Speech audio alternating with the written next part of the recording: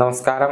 Raf talks ഫുട്ബോളിലേക്ക് ഏവർക്കും സ്വാഗതം. ഇന്ന് നടന്ന കോൺകക്കാഫ് ചാമ്പ്യൻസ് കപ്പിലെ ആദ്യപാദ ക്വാർട്ടർ ഫൈനൽ പോരാട്ടത്തിൽ അമേരിക്കൻ ക്ലബ്ബായ ഇന്റർ മയാമിക്ക് തോൽവി ഏറ്റുവാങ്ങേണ്ടി വന്നിട്ടുണ്ട്.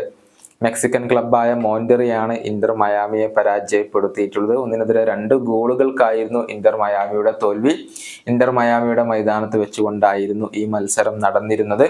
സൂപ്പർ താരം ലയണൽ മെസ്സി ഈ മത്സരത്തിൽ കളിച്ചിരുന്നില്ല. അദ്ദേഹം കളിച്ചേക്കും, അത്തരത്തിലുള്ള ശുഭകരമായ സൂചനകളൊക്കെ പുറത്തേക്ക് വന്നിരുന്നു. പക്ഷെ അദ്ദേഹം പരിക്കിൽ നിന്നും പൂർണ്ണമായും മുക്തനാവാതെ വന്നതോടുകൂടി അദ്ദേഹം ഈ ഒരു മത്സരത്തിൽ കളിച്ചിരുന്നില്ല എന്നുള്ളതാണ്. മാത്രമല്ല, ഈ മത്സരം വീക്ഷിക്കാൻ വേണ്ടി ഇന്റർ മയാമിയുടെ സ്റ്റേഡിയത്തിൽ അദ്ദേഹം ഉണ്ടായിരുന്നു. മെസ്സി ഇല്ലാത്തത് യഥാർത്ഥത്തിൽ മയാമിക്ക് തിരിച്ചടിയായി.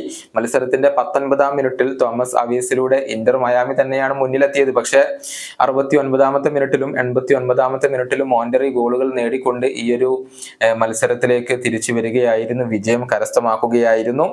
ഇന്റർ മയാമിയുടെ മൈതാനത്ത് വെച്ച് നടന്ന ഈ മത്സരത്തിൽ വീക്ഷിക്കാൻ വേണ്ടി ഒരുപാട് എതിർ ആരാധകർ അഥവാ മോണ്ടെറി ആരാധകർ എത്തിയിരുന്നു. അവർ ലയണൽ മെസ്സിയെ അപമാനിക്കുന്ന രൂപത്തിലുള്ള, പരിഹസിക്കുന്ന രൂപത്തിലുള്ള ഒരു ചാന്റ് മുഴക്കിയിട്ടുണ്ട്.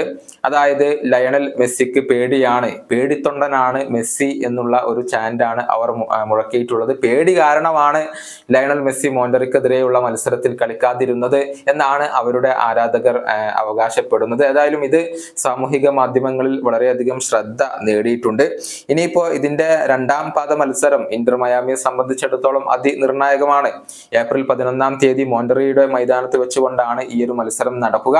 ഈ മത്സരത്തിൽ ലയണൽ മെസ്സി തിരിച്ചെത്തിക്കൊണ്ട് വിമർശകർക്കെല്ലാം, അല്ലെങ്കിൽ ഈ ഒരു ചാന്റ് മുഴക്കിയവർക്കെല്ലാം മറുപടി നൽകും എന്നാണ് ഇപ്പോൾ ആരാധകർ പ്രതീക്ഷിക്കുന്നത്.